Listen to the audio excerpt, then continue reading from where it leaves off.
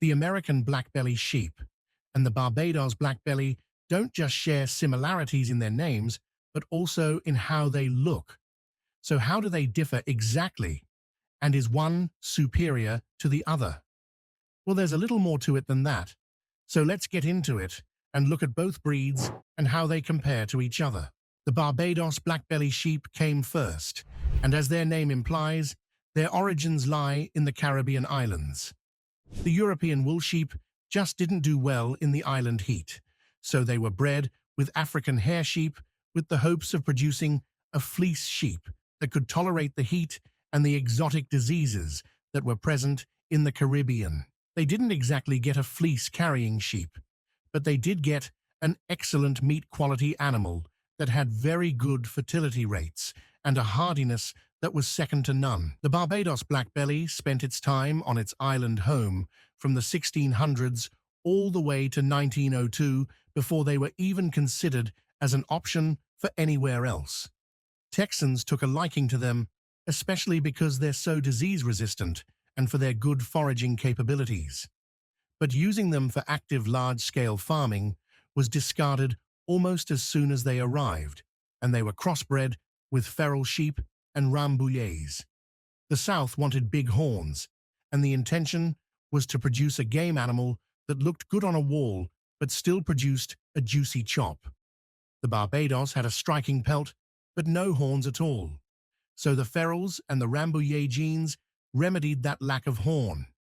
And it's here that the Barbados and the American Blackbellies became two separate species. But we'll get to the American Blackbellies in just a second. You see, the Barbados line only had pure stock back in the Caribbean, and even back on their home soil, their numbers were quite low. It wasn't until the 70s before moves were made to preserve the 400-year-old breed. North Carolina State University imported a few of the pure Barbados Blackbelly sheep and began to breed them with specific plans to preserve the breed. The university still has a large flock that they hold onto for research purposes, and because they're just a little chuffed with themselves for getting the breed back from the brink of extinction. And they have every right to celebrate.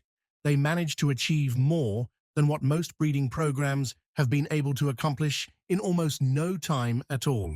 And now we get to the American Blackbelly Sheep. Since the two share so much of their DNA with each other, you can imagine that they're pretty close in comparison to each other. Even though they technically began their journey in 1902, it wasn't until the 1970s that the breed was truly finalized. You see, back when they were bred to produce more impressive horns, it wasn't always done with their health or practicality in mind.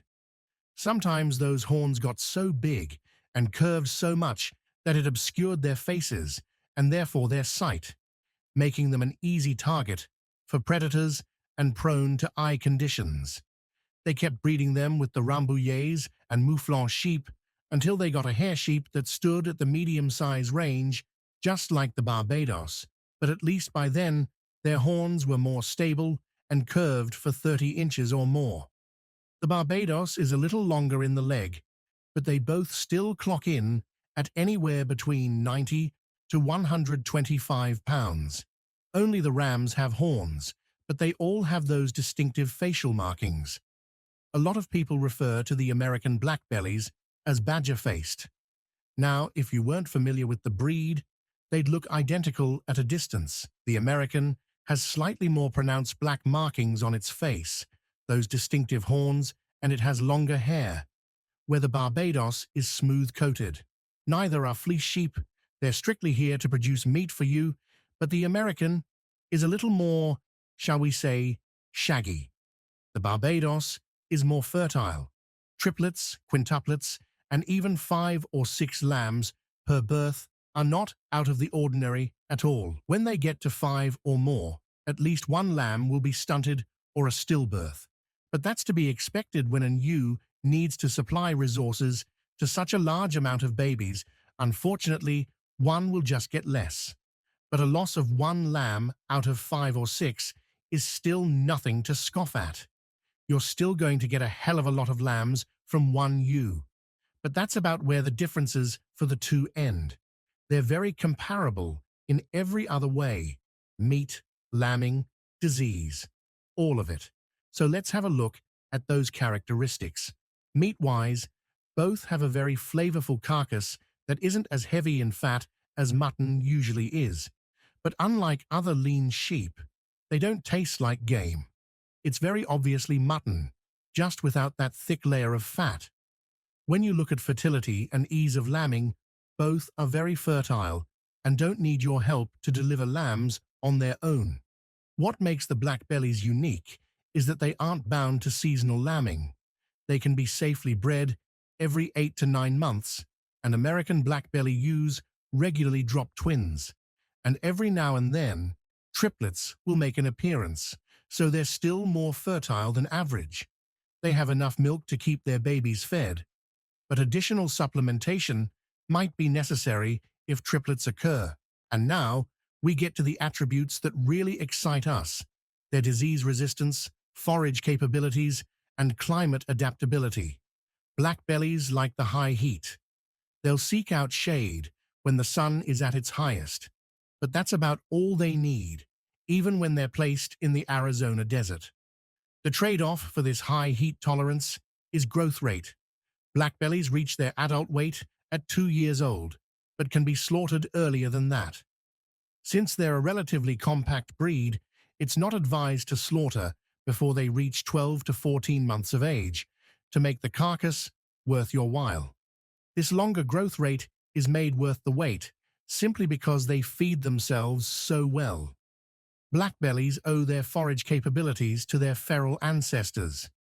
Even in the driest climates, they can find something to eat, and they can get much more nutrition from what's available than most. Many compare them to goats because of how frugal they can be with their feed, making the absolute most of what little they have. If there's even the least amount of forage available, chances are almost zero that you'll have to supplement them at all. There are few breeds of sheep that are as economical to keep as the Blackbellies, and even though they do best in the heat, it doesn't mean you can't take them to colder climates. These little guys are happy no matter where you put them. However, they do require a little more care the colder it gets. They'll need you to provide them with well-insulated shelter if there's snow outside, and they'll require additional feed through the winter.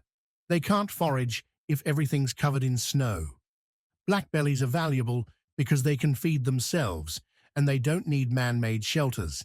So taking them to a place that gets snow takes a lot of that value out the window. Finally, we take a look at their disease resistance. Both breeds are known for their parasite resistance. They're so good at avoiding worm infestations that they're about as close to immune as a living being can get. The only time you'll hear of foot rot and hoof diseases from them is when they experience those snowy winters. Their stellar health is why they bring the additional market of crossbreeding with them. Crossbreeding flocks with Blackbellies every few years is common practice to keep almost every breed alive healthier, especially in tropical climates where parasite pressure can get quite intense. All in all, whether you go for the Barbados or the American, the differences between the breeds are negligible. If you're tight on space, opt for the American. The Barbados drops so many lambs that homesteads and small holdings might struggle to keep up with the fast growth of a flock. Outside of their fertility, the horns and a little more black in their faces, the two breeds are very comparable to each other. Lean meat, forage capabilities, disease resistance, good fertility, and overall hardiness. Seriously, what more could you want from a sheep breed? They've got everything except for the wool. And let's face it, most of us aren't keeping sheep for their wool anymore anyway.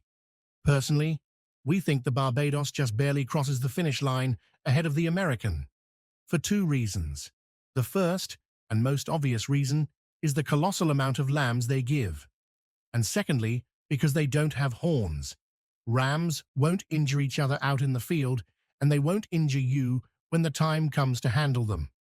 Though no matter which one you decide on, at the end of the day, they'll be some of the cheapest sheep breeds to rear, and the healthiest by a landslide. If you have the land to feed them, The Blackbellies will virtually be pure profit once they get breeding. And like always, we pose the question to our viewers. Have you kept the Barbados Blackbelly or the American Blackbelly? Or are you one of the few who's reared both? How do they compare to each other? And which did you prefer? Let us know in the comments below. We can't wait to hear your thoughts. See you next time with another fascinating breed and all of their stats and facts. Cheers.